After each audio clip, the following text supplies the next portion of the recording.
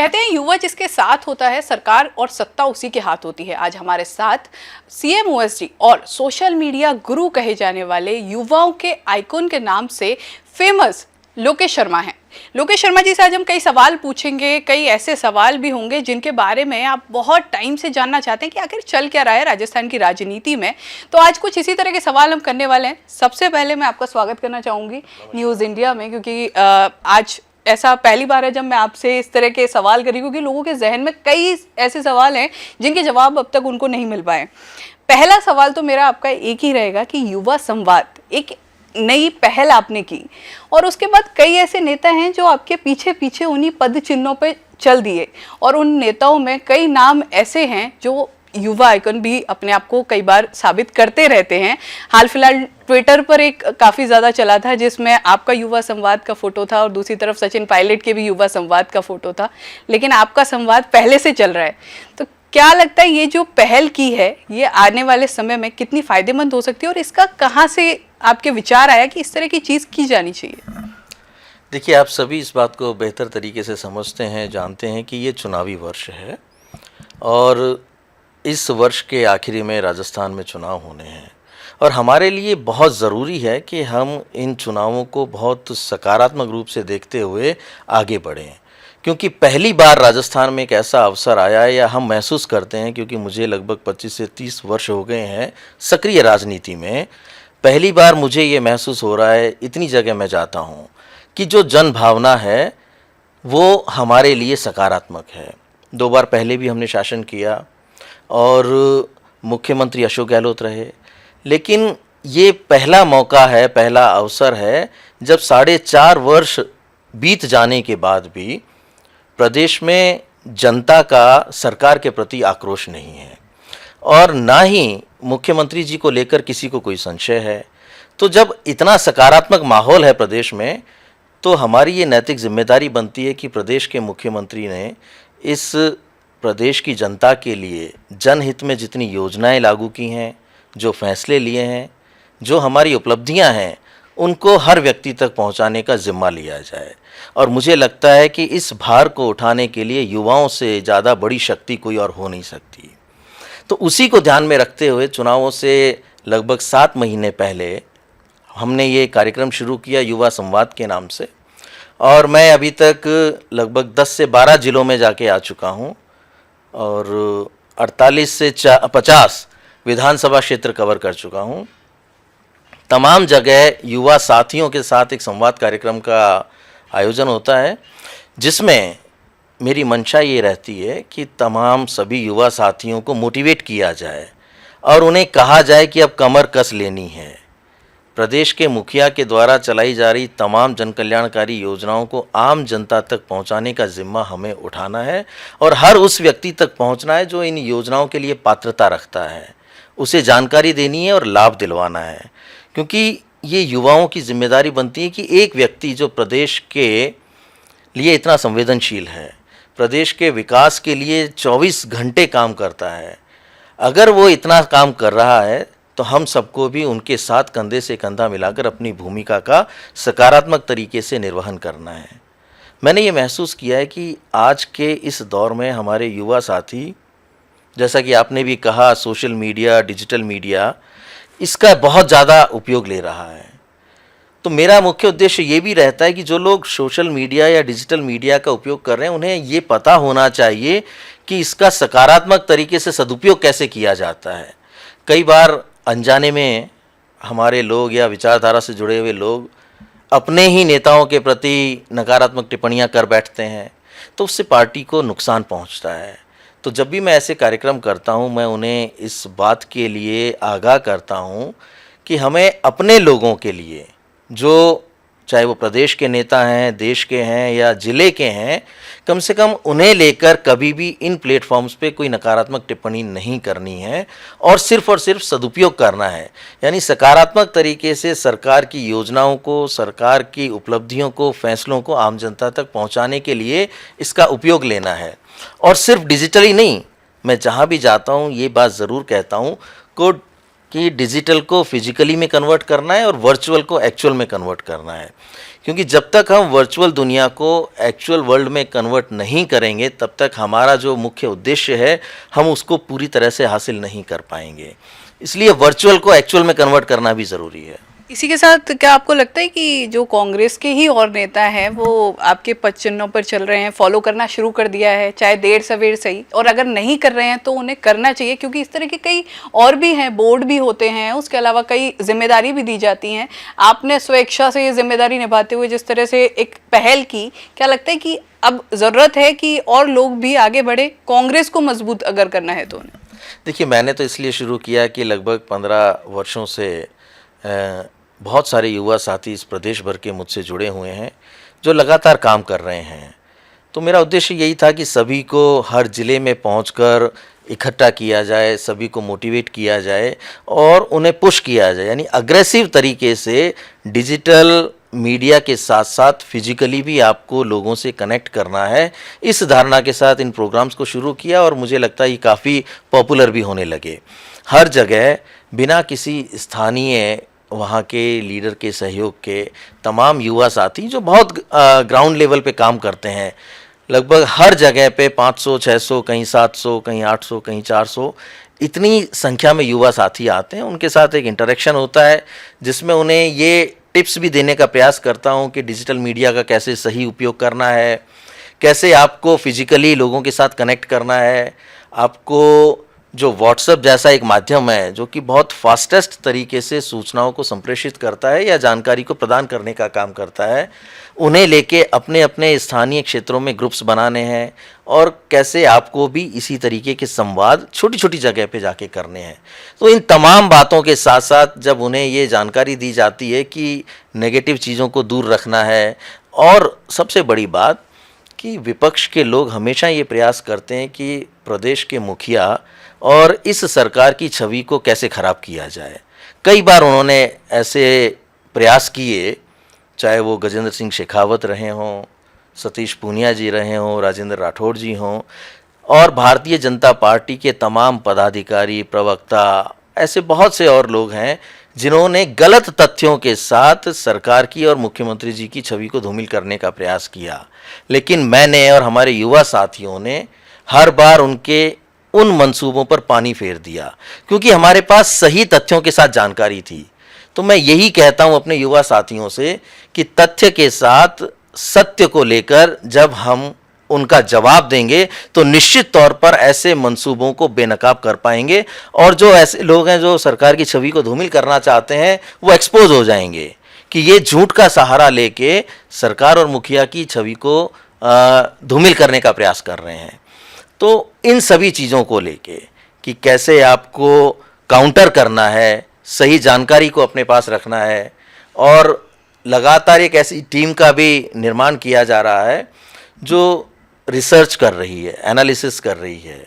उस टीम के माध्यम से प्रत्येक युवा को जोड़ के सही तथ्य उन तक पहुंचाने का जिम्मा भी हम लोग ले रहे हैं, ताकि रोज़ाना वो अपडेट रहें। आने वाले दिनों में इस तरह की गतिविधियां होनी शुरू होंगी प्रदेश में कि तरह तरह के हथकंडे अपनाए जाएंगे, ज़्यादा से ज़्यादा झूठ यहाँ परोसा जाएगा। तो जब हमारे पास उनका जवाब होगा तो मुझे लगता है प्रदेश की जनता ज़रूर इस बात से वाकिफ़ होगी कि ये जो भारतीय जनता पार्टी वाले लोग हैं ये झूठ और झूठ का सहारा लेते हैं, और अब इनकी यहाँ झूठ वाली जो दाल है उसे कम से कम मैं और मेरे युवा साथी इस प्रदेश में नहीं गलने देंगे। ये हमने जिम्मा लिया है। मतलब कुल मिला के मान सकते हैं कि बीजेपी की जो डिजिटल सेना है उसके लिए आपकी जो सेना है वो तैयार हो चुकी है आने वाले समय के लिए, इलेक्शन जो आने वाले हैं, और जिस तरह के झूठ परोसे जाएंगे या फिर जिस तरह की भी बातें आती हैं उनके तथ्य के साथ उनसे लड़ने के लिए आपने अपनी पूरी फोर्स तैयार कर ली है। ये बात ठीक है आपकी कि लगभग 10,000 से ज़्यादा हमारे साथ वॉलंटियर्स काम कर रहे हैं और प्रदेश भर में वो लगातार अपडेट रहते हैं। हमारी एक जो सेंट्रल टीम है उससे जुड़े रहते हैं, तो उन लोगों को ये जानकारियाँ रोज़ाना मिलनी शुरू हो गई हैं।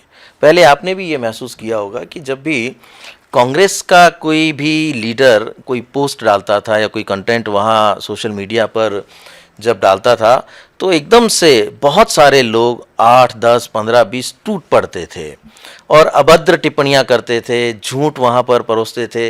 तो हमारे जो लोग थे क्योंकि उनके पास शायद कंटेंट का अभाव रहता होगा या सही जानकारी का अभाव रहता होगा, वो आर्ग्यूमेंट नहीं कर पाते थे।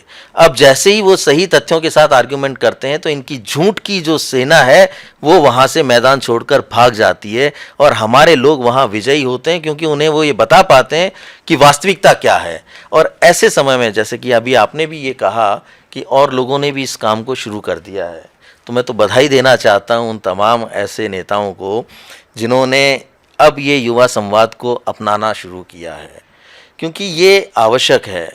अगर कोई इस देश की सबसे बड़ी शक्ति है जो ऊर्जावान है, वो हमारे देश के युवा हैं, और युवाओं को सही राह दिखाना, उनकी शक्ति का सकारात्मक तरीके से सदुपयोग करना, ये हमारी जिम्मेदारी बनती है, क्योंकि ये तो ताकत है।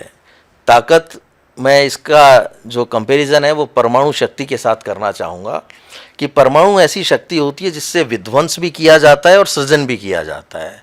तो हमारे युवा इतनी ऊर्जा अपने अंदर समाहित किए हुए हैं कि अगर उस शक्ति का सृजन के लिए सकारात्मक तरीके से उपयोग लेना शुरू किया तो निश्चित तौर पर इस प्रदेश में हमारी सरकार को वापस रिपीट होने से कोई ताकत नहीं रोक पाएगी। गजेंद्र सिंह शेखावत का भी जिक्र हुआ। अक्सर आपकी नोकझोंक चलती रहती है और सोशल मीडिया पे काफ़ी चलती रहती है, लेकिन मुख्यमंत्री अशोक गहलोत जब भी फ़ोन टैपिंग की बात करते हैं तो आपका जिक्र करना उस जगह नहीं भूलते। कई बार उन्होंने बयान दिए मीडिया में और उस समय आपकी बात की।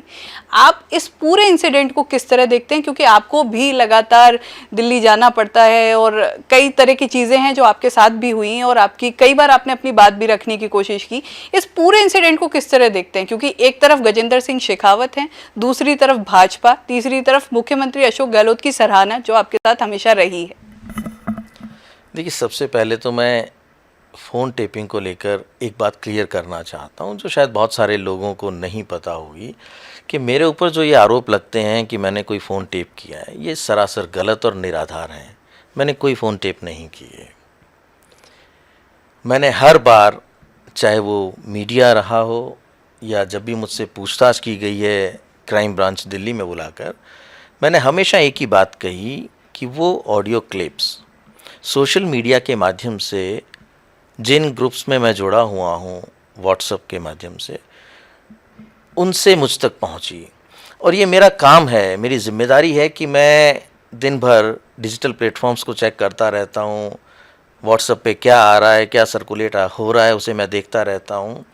तो कोई भी ऐसा कंटेंट जो आपत्तिजनक लगता हो या जो ऐसा लगता हो कि इससे हमारी सरकार की छवि को धूमिल करने का जानबूझ के प्रयास किया जा रहा है, तो उसकी मॉनिटरिंग मैं करता हूं हमारी टीम के माध्यम से। तो जब वो इस तरीके के ऑडियो सोशल मीडिया पे या व्हाट्सएप के माध्यम से मुझ तक पहुँचे, मैंने उन्हें सुना। उन ऑडियोज़ में सीधे तौर पर इस प्रदेश में लोकतांत्रिक तरीके से चुनी हुई सरकार को गिराने की साजिश रची जा रही थी। खरीद फरोख्त करके सरकार को गिराने की साजिश अगर कोई रचे और विधायकों को खरीदने की बात चल रही हो, पैसे के लेन देन की बात चल रही हो, तो ऐसे ऑडियोज़ को मैंने अपनी नैतिक जिम्मेदारी समझते हुए प्रदेश की आम जनता के सामने मीडिया के माध्यम से उनको मैंने सर्कुलेट किया। और वो हुआ भी। जैसे ही आम जनता को और मीडिया को पता लगा तो अगले दिन उन ऑडियोज़ के बेसिस पे एक एफआईआर दर्ज हुई और जो लोग इस पूरे के पूरे षड्यंत्र में शामिल थे वो एक्सपोज हुए। तो मुझे लगता है कि वो घटनाक्रम एक बहुत बड़ा घटनाक्रम था। लेकिन गजेंद्र सिंह शेखावत जी ने जो मेरे ऊपर एफआईआर करवाई, मैं उन्हीं से ये पूछना चाहता हूँ कि वो 9 महीने बाद क्यों करवाई। क्या उन्हें ये 9 महीने बाद पता लगा कि उन ऑडियो क्लिप्स में उनकी आवाज़ थी, या 9 महीने बाद उन्हें ये पता लगा कि उनकी जो एक सार्वजनिक छवि है, पब्लिक इमेज जो है, वो ख़राब की जा रही है या उसकी वजह से धूमिल हो रही है। लेकिन इसका कोई जवाब आया नहीं। मैंने कई बार ये प्रश्न किया कि आपको ये क्यों 9 महीने बाद लगा कि अब मैं ये एफआईआर दर्ज करवाऊँ। घटना ऑडियो क्लिप्स की लीक होने की या जनता के बीच में आने की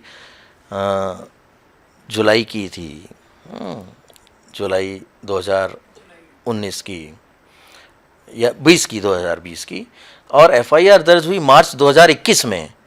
तो इतने लंबे समय बाद। और दूसरा, बार बार मैं ये भी कहता हूँ कि उन्होंने ये कहा ऑडियो में मेरी आवाज़ नहीं है।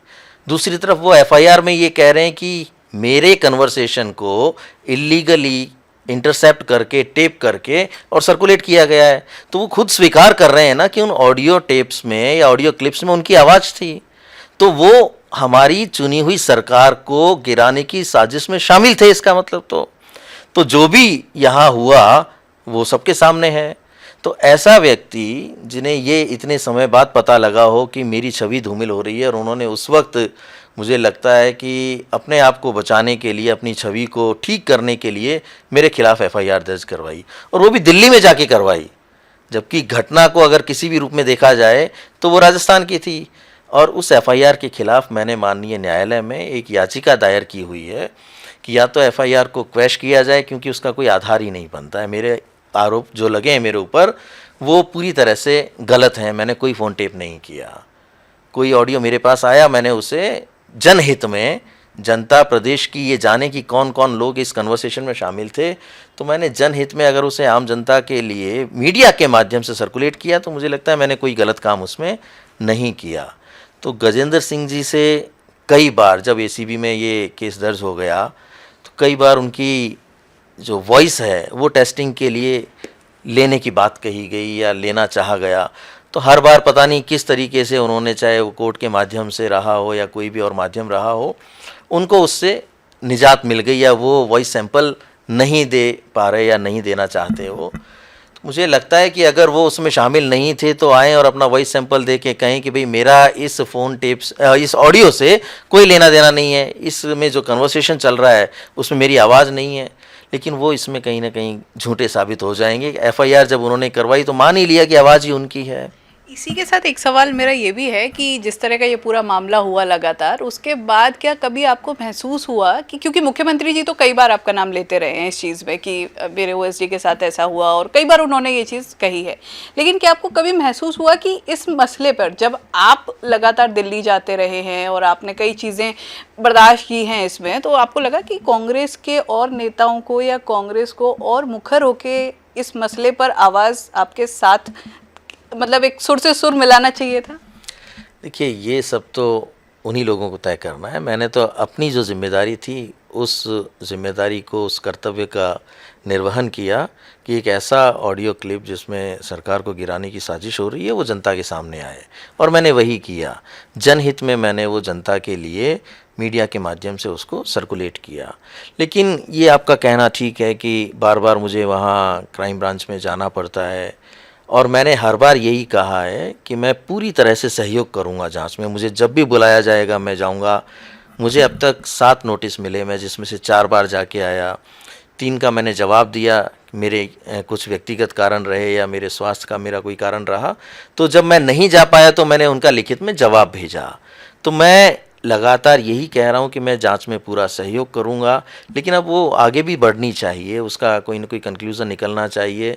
2 साल हो गए हैं उसमें, और खुद गजेंद्र सिंह शेखावत जी जब ये स्वीकार कर चुके हैं कि आवाज़ उन्हीं की है, तो मैं यहाँ भी एसीबी और सरकार से ये आग्रह करूँगा कि उनके ऊपर भी कार्रवाई की जानी चाहिए, उनके ऊपर भी एक्शन लेना चाहिए। उसी एफआईआर को आधार बनाकर उस इन्वेस्टिगेशन को आगे बढ़ाना चाहिए। वॉइस सैंपल की आवश्यकता ही नहीं है। जब स्वयं स्वीकार कर चुके हैं कि मेरी आवाज़ या मेरे टेलीफोनिक कन्वर्सेशन को इंटरसेप्ट करके सर्कुलेट किया, तो ये साबित हो गया ना कि आवाज़ उन्हीं की थी। तो उसी को ध्यान में रख के, उसी को आधार मानकर जांच आगे बढ़ाई जानी चाहिए, ऐसा मेरा मानना है कि एसीबी अब कहीं कोई वॉइस सैंपल की डिमांड नहीं करे, सीधे तौर पर जो एक्शन लेना है या कार्रवाई करनी है उस एफआईआर के बेस पे अपनी कार्रवाई शुरू करे। ऐसी कोई मांग आप अपनी तरफ से अब रखने के लिए तैयार हैं कि इस तरह का कोई कदम उठाया जाए? मैंने तो आपके माध्यम से कह ही दिया, मैं कह ही रहा हूँ कि एसीबी को अब सीधे तौर पर एक्शन लेना चाहिए और उसी को आधार मानकर लेना चाहिए। तो ये मांग ही है एक तरीके से। इसी के साथ एक आपका वीडियो अभी हाल फिलहाल आया था जिसमें आप क्रिकेट खेल रहे थे, उससे साफ होता है कि स्पोर्ट्स में भी आपकी काफ़ी दिलचस्पी है। तो बीकानेर में पहलवानी के चर्चे बहुत ज़्यादा थे बीडी कल्ला जी के द्वारा, तो आपको कुछ दिलचस्पी पहलवानी में है या फिर आप अपना जो एक खेल आपका जो अपना चल रहा है, चाहे वो आपका सोशल मीडिया का हो या फिर युवाओं के साथ संवाद का हो, सरकार के साथ हो या फिर गजेंद्र सिंह जी से उलझने का हो, आप उसमें दिलचस्पी ज़्यादा लेना चाहिए? देखिए, मैं उलझ किसी से भी नहीं रहा हूँ। मैं बहुत स्पष्ट रूप से कहना चाहता हूं कि मैं अपना काम कर रहा हूं। अगर कोई भी व्यक्ति इस प्रदेश में गलत तथ्यों के साथ माननीय मुख्यमंत्री जी या सरकार की छवि को खराब करने का प्रयास करेगा तो मैं उसे तथ्यों के साथ जवाब दूंगा। मैं उसे उलझना नहीं समझता, मैं जवाब देना समझता हूं और जवाब देना ही हमारी जिम्मेदारी बनती है।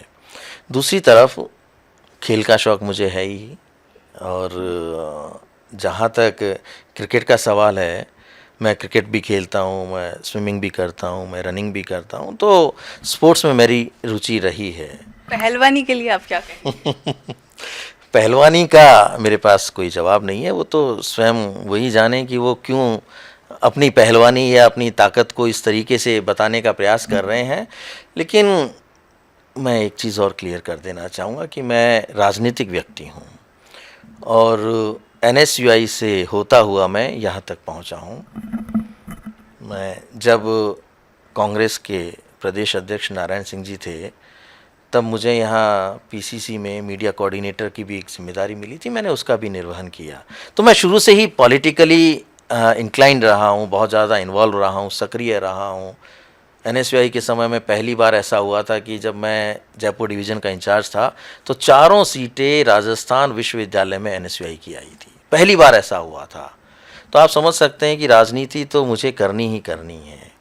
अब ये समय बताएगा कि मैं चुनाव लड़ूंगा, कहाँ से चुनाव लड़ूंगा, कैसे चुनाव लड़ूंगा। लेकिन जो लोग परेशान हो रहे हैं, मुझे लगता है उन्हें परेशान अभी होने की उस रूप में ज़रूरत नहीं है। वो इतना जल्दी अपना धैर्य उन्हें नहीं खोना चाहिए।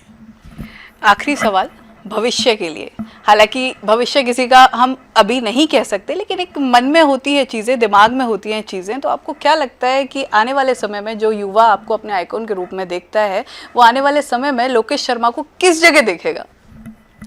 विधानसभा में। देखो, मैंने अभी आपको कहा कि मैं राजनीतिक व्यक्ति हूँ और हर राजनीतिक व्यक्ति की ये एक सपना होता है कि वो जनप्रतिनिधि के रूप में प्रदेश की सेवा कर सके। तो यही एक सपना मेरा भी है कि मुझे मेरे युवा साथियों के सहयोग से, सभी के आशीर्वाद से एक ऐसा अवसर प्राप्त हो कि मैं भी इस प्रदेश के जनप्रतिनिधि के रूप में अपनी सेवाएं दे सकूं, इस प्रदेश की सेवा कर सकूं और जिनकी भी मुझसे जो उम्मीदें हैं, मैं उन उम्मीदों को पूरा कर सकूं, उनकी अपेक्षाओं पे खरा उतर सकूं। यही मैं भी सोचता हूं। तो मतलब कुल मिला के जो जहन में लोगों के सवाल थे, आज वो सभी सवालों के जवाब मिल चुके हैं। कई लोगों के मन में कई चीज़ें थी और खासकर गजेंद्र सिंह शेखावत वाली बात हो या फिर बीडी कल्ला जी वाली बात, दोनों के जवाब जिस तरह से आपने साफ दिए, अब इससे एक बात तो साफ है कि राजस्थान की राजनीति में युवाओं को जिस तरह से आप सोशल मीडिया के जरिए बांधते आए थे, आने वाले समय में अब जिस तरह आपने कोशिश की कि फील्ड पे भी जाके उनसे बात की, आने वाले समय में अब कोशिश रहेगी कि चाहे वो विधानसभा के जरिए हो या फिर अन्य किसी जरिए से आप उनके साथ बने रहेंगे। देखो, युवा मेरे लिए बहुत प्राथमिकता में रहेंगे हमेशा ही, क्योंकि मैं उन्हीं के साथ अपने आप को बिल्कुल बहुत ज़्यादा गहराई के साथ जुड़ा हुआ महसूस करता हूँ। जब भी कोई 5 साथी 10 साथी मुझे कहते हैं कि आपको इस कार्यक्रम के लिए यहाँ आना है, तो मैं बेहिचक उनके बीच पहुँच जाता हूँ। चाहे वो सुदूर हनुमानगढ़ की बात हो, जैसलमेर की बात हो, जोधपुर की बात हो या धौलपुर की बात हो, जो भी मेरे युवा साथी जब भी मुझे किसी भी सहयोग के लिए मुझसे उम्मीद करते हैं, मैं कोशिश करता हूँ कि मैं उनका सहयोग कर पाऊँ। मुझे किसी कार्यक्रम के लिए आमंत्रित करते हैं तो मैं बहुत खुशी खुशी उनके साथ उसमें मैं इन्वॉल्व होने का प्रयास करता हूँ। तो मेरे युवा साथियों से मैं फिर यही आग्रह करना चाहूँगा कि ये 2023 का वर्ष हमारे लिए बहुत महत्वपूर्ण है। चूँकि चुनाव हमारे सर पे हैं, हम सभी कमर कस के तैयार हो जाएं और एकजुटता के साथ इन डिजिटल प्लेटफॉर्म्स को उपयोग लेते हुए फिजिकली जनता के पास पहुँचें और हमारी सरकार और प्रदेश के मुख्यमंत्री जी ने जिस भावना के साथ आम जनता के लिए सामाजिक सुरक्षा सहित तमाम जो योजनाएं लागू की हैं, उनकी जानकारी पहुंचाएं और अपने कामों का प्रचार प्रसार करें। क्योंकि हमने 2 बार पहले जब शासन किया, तो मैं ये आपको फिर बताना चाहूँगा कि मुख्यमंत्री अशोक गहलोत ने कामों में कोई कमी नहीं छोड़ी, लेकिन कहीं ना कहीं हम उनका प्रचार प्रसार उस रूप में करने में सफल नहीं हो पाए जिस रूप में हमें उनको ज़मीन पर प्रचारित और प्रसारित करना चाहिए था। आज अवसर है, जो जनभावना है वो भी सकारात्मक है, हमारे साथ है। तो हम सबको एकजुट होकर अब उसी दिशा में काम करना चाहिए और मुझे लगता है कि हम 100% इस प्रदेश में अपनी सरकार को वापस रिपीट करेंगे। तो ये थे हमारे साथ लोकेश शर्मा, जिन्होंने हर सवाल का बेबाकी से जवाब दिया। गजेंद्र सिंह शेखावत के लिए अब एक बड़ी बात कह दी है उन्होंने। अब आगे आने वाले समय में देखना होगा कि राजस्थान की राजनीति में और क्या कुछ होता है, किस तरह के नए बयान आते हैं। लेकिन उसके अलावा एक जो काफी लंबे समय से चल रहा था कि जिस तरह से बयान आ रहे थे बीकानेर को लेकर, बीडी कल्ला जी को लेकर, उनके भी जवाब दिए। तो कुल मिलाकर कह सकते हैं कि आज लोकेश शर्मा जी ने खुलकर जो जो जवाब देने थे वो अपने, चाहे वो विरोधी हों चाहे साथ के लोग हों, सब तक पहुंचा दिए हैं और युवाओं तक जो संदेश पहुंचाना था वो पहुंचा दिया है। न्यूज़ इंडिया के लिए जयपुर से छवि अवस्थी की रिपोर्ट।